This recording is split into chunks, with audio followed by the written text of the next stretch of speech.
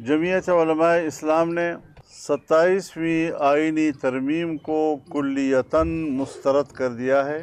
ہماری یہی کوشش رہی کہ آئین میں کوئی ایسی تبدیلی نہ ہو کہ پاکستان کے آئین کے متفقہ ٹائٹل مجروح ہو جائے۔ جبری طور پر اراکین کو توڑا پارٹیوں سے اور ایک جعلی اکثریت بنائی۔ یہ پارلیمنٹ کی فطری اور طبعی اکثریت نہ تھی۔ جو قوتیں اس ترمیم کو لانے میں مصر تھیں، ان کی عزت میں کوئی اضافہ نہیں ہوا۔ فوجی حکومت میں 8 سال تک زرداری صاحب جیل میں رہے اور ان پر الزامات تھے۔ زندگی کا ایک لمبا عرصہ انہوں نے ان الزامات کے دباؤ میں گزارا۔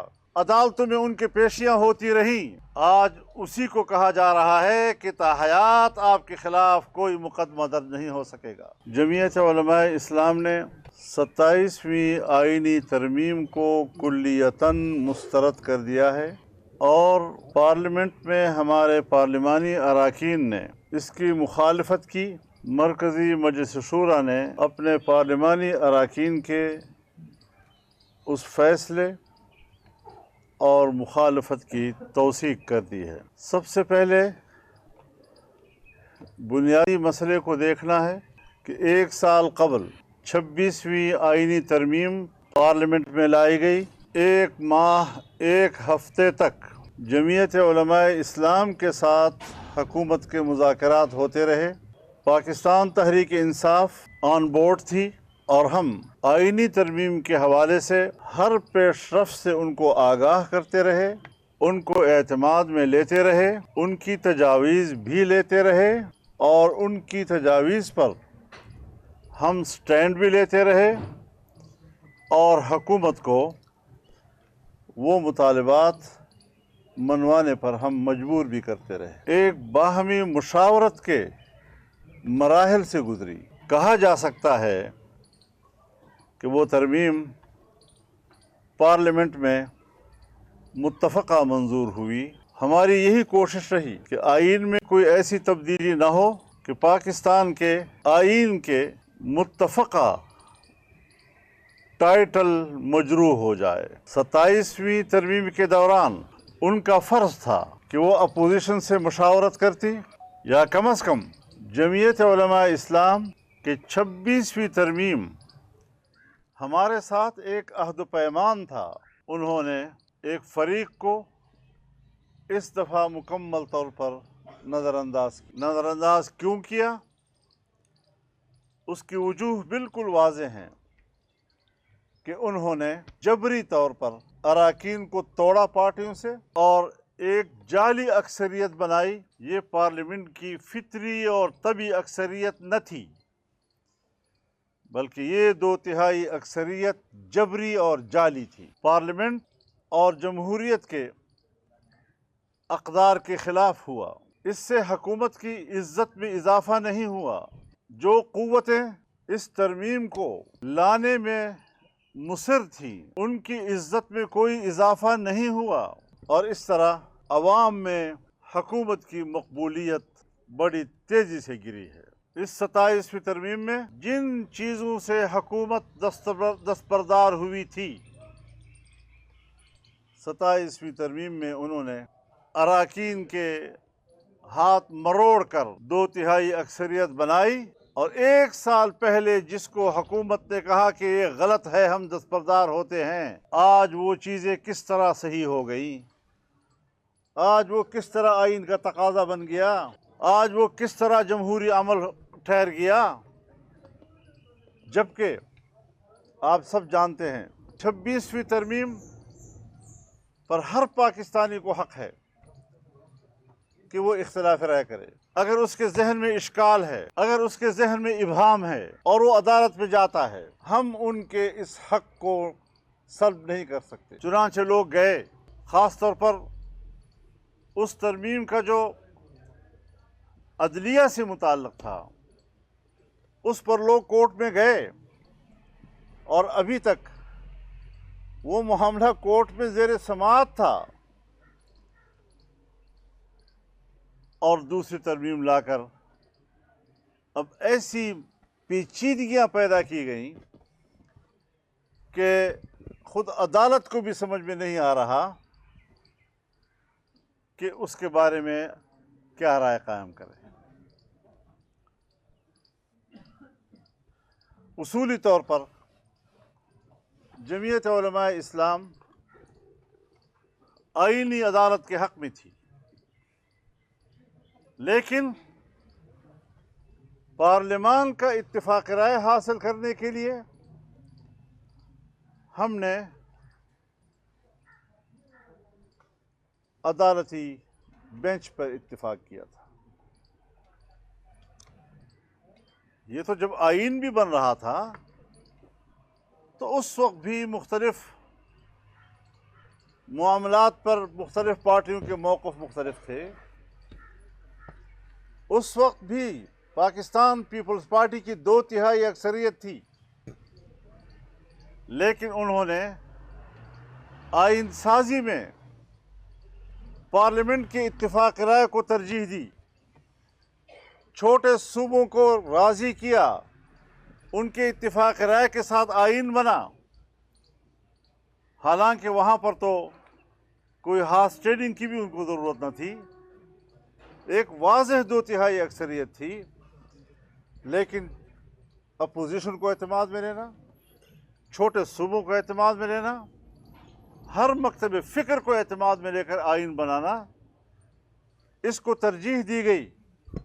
میں نہیں سمجھتا کہ آج پاکستان پیپلز پارٹی کس طرح ذوالفقار علی بھٹو کے رویوں کے بالکل برعکس، جہاں ان سے توقع تھی کہ جن چیزوں پر انہوں نے 26ویں ترمیم میں اتفاق کیا تھا، آج یہاں وہ اس کا راستہ روکیں گے، لیکن وہ راستہ نہیں روک سکے، اور انہوں نے بھی جمہوریت کا نعرہ بلند کرنے کے باوجود جمہوریت کی نفی میں اپنا کردار ادا کیا۔ ہم ان سے ایک دوستانہ شکوہ ضرور رکھتے ہیں کہ انہوں نے اپنی روایات کو برقرار نہیں رکھا اور ایک غیر جمہوری عمل میں حکومت کا ساتھ دے دیا۔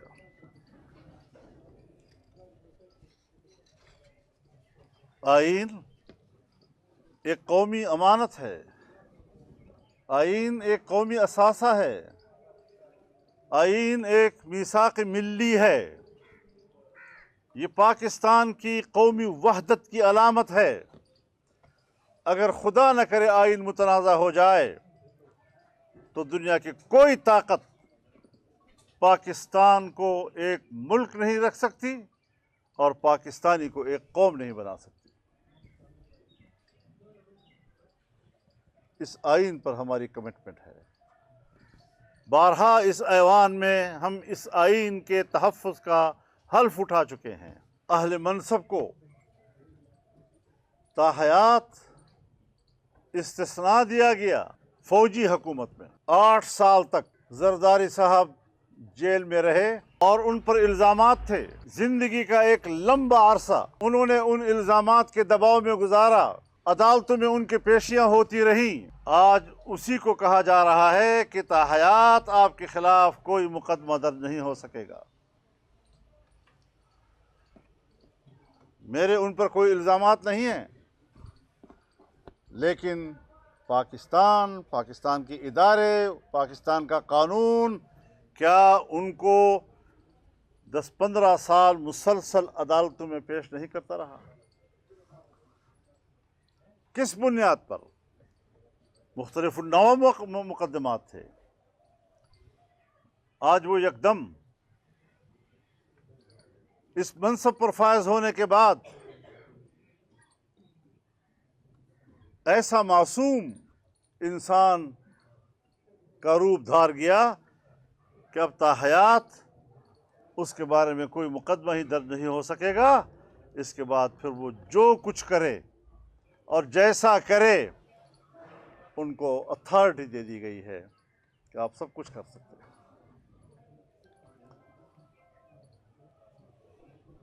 فوجی سربراہان، تینوں مسلح افواج کے سربراہان ہندوستان کے مقابلے میں ان کی جرأت مندانہ جواب کی ہم نے سب سے پہلے تائید کی ہے۔ ہم ان کی بہادری پر ان کو خراج تحسین پیش کرتے رہے ہیں، لیکن اس کی پاداش میں اس آئینی ترمیم کے ذریعے ان کو جو تاحیات مراعات دی گئی ہیں، یہ شاید انوکھی قسم کی ایسی مراعات ہیں کہ پاکستان کا جمہوری معاشرہ اس کا بالکل بھی تقاضا نہیں کرتا۔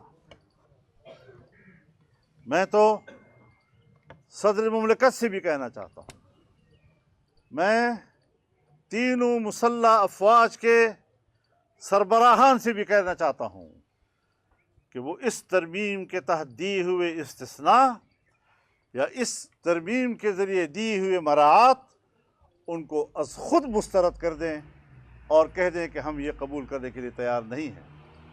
ہم ایک وفادار عام شہری کی طرح اور ایک وفادار سپاہی کی طرح سب کے ساتھ برابر کی زندگی گزارنا چاہتے ہیں، ورنہ یہ آئین تو طبقاتی نظام پیدا کرے گا۔ کچھ لوگ آئین سے ماورا ہوں گے اور کچھ پاکستانی وہ آئین کے پابند ہوں گے، قانون کے پابند ہوں گے، اور کچھ آئین سے قانون سے ماورا ہوں گے۔ یہ کیا طبقاتی نظام ہے ملک کے اندر؟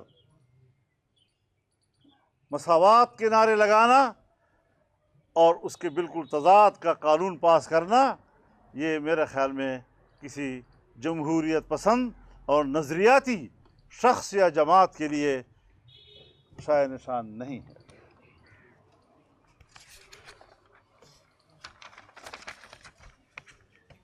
صرف یہ نہیں